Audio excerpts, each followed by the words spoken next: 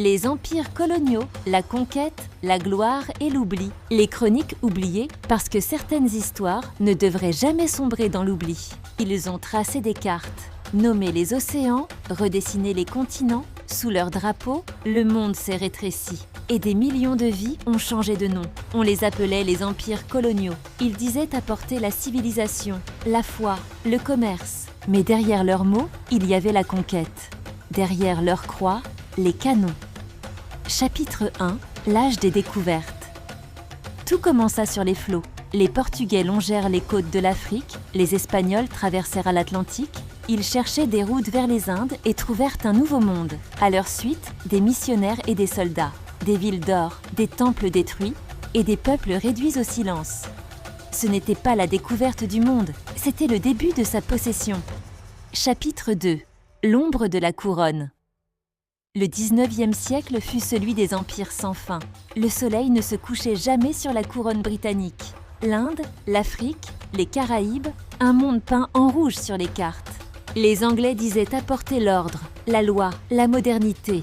Mais c'est la faim et la révolte qu'ils ont semées. Là où ils passaient, les langues, les dieux et les mémoires se taisaient. L'Empire avançait au nom du progrès, mais c'était l'ombre qui grandissait. Chapitre 3, la mission civilisatrice. Puis vint la France, la République et son idéal, la mission civilisatrice. Sous le drapeau tricolore, on bâtissait des routes, des écoles, des églises. Mais dans les colonies, les hommes apprenaient surtout l'obéissance.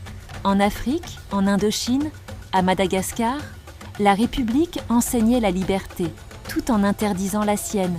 Et pourtant, de cette domination naquirent des poètes, des penseurs, des révoltés, Césaire, Fanon, Senghor, ceux qui transformèrent la langue du colon en cri de liberté.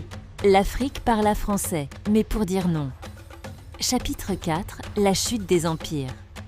Après 2 guerres mondiales, les empires se fissurèrent. Les drapeaux tombèrent un à un. L'Inde se libéra, l'Algérie se souleva, l'Afrique s'éveilla. Mais la liberté avait un prix, le sang, la mémoire et le silence. Les anciens maîtres partirent, en laissant derrière eux leur langue, leurs lois et leurs fantômes. Conclusion, mémoire et oubli. Aujourd'hui, les statues tombent, les mots changent, mais les blessures restent. Les empires sont morts, mais leurs frontières dessinent encore le monde. Et peut-être qu'un jour, l'histoire cessera d'appartenir aux vainqueurs pour devenir celle de ceux qui ont survécu. Un empire tombe quand on cesse d'y croire, mais il renaît chaque fois qu'on oublie. Pour plus de récits fascinants, abonnez-vous et activez les notifications et cliquez sur le pouce si vous avez apprécié. Je vous remercie et j'ai hâte de vous retrouver.